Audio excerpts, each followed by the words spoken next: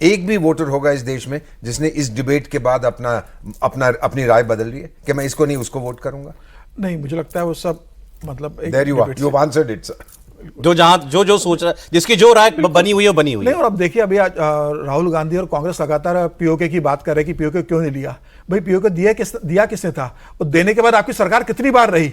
ऐसा तो नहीं थी नेहरू जी के समय गया, उसके बाद आपकी इंदिरा गांधी की सरकार आई, राजीव गांधी की सरकार आई, नरसिंह राव की सरकार आई, और आपको कई मौके मिले उस समय। क्या आपने एक बार ही पाकिस्तान से घर में घुसकर मारने की कोशिश की? सारे जो ऑपरेशन हुए तो प्रधानमंत्री मोदी के 2014 के बाद हुए। एयर स्ट्राइक हो, सर्जिकल स्ट्राइक हो, ऑपरेशन सिंदूर हो। ये मैं कह रहा हूं, ये कोई इंटर कॉलेज या इंटर स्कूल डिबेट नहीं है, राइट, जिसके एंड में ट्रॉफी मिलनी है। बिल्कुल।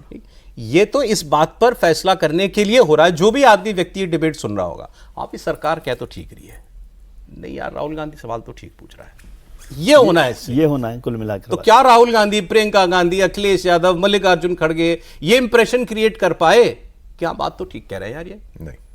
नहीं, उस तरह का इंप्रेशन नहीं क्रिएट कर पाए, लेकिन उनके सवाल खड़े करना, वो भले ही अपनी कॉन्स्टिट्यूएंसी के लिए को एड्रेस करो, क्योंकि सब लोग उसी को एड्रेस कर रहे हैं। राहुल गांधी और प्रियंका गांधी जी को मैं देखता हूं कि पिछले लंबे समय बाद बेहतर तरीके से परफॉर्म किया उन्होंने। सर एक सेकेंड बस, प्राइम मिनिस्टर पहुंचे हैं अभी लोकसभा में, 7 बजे उनको बोला तो हाँ, क्योंकि आज प्राइम मिनिस्टर भी बोलेंगे थोड़ी देर के बाद। भारत की शक्ति क्या है? जब 2006 में तो कोई वक्ता बोल रहे हैं, इस बीच में प्रधानमंत्री आए हैं लोकसभा में, तो अब देखिए प्रधानमंत्री अब बोलते हैं तो फिर ये भी किसी का उधार नहीं रखते। उन सारे सवालों का जवाब दे देंगे।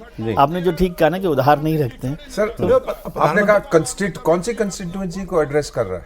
वोटर बेस को?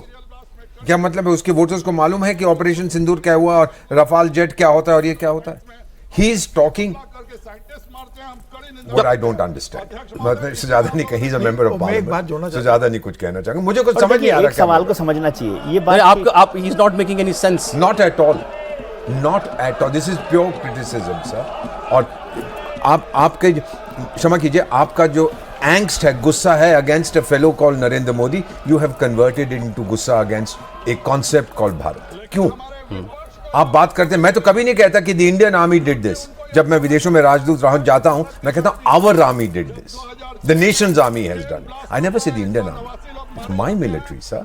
मैं तो परिवार से संबंध रखता हूं सर। हमने परिवार बिखरा है सर जंग में, so you don't say this is our. सेना की वाहवाही तो सभी कर रहे हैं।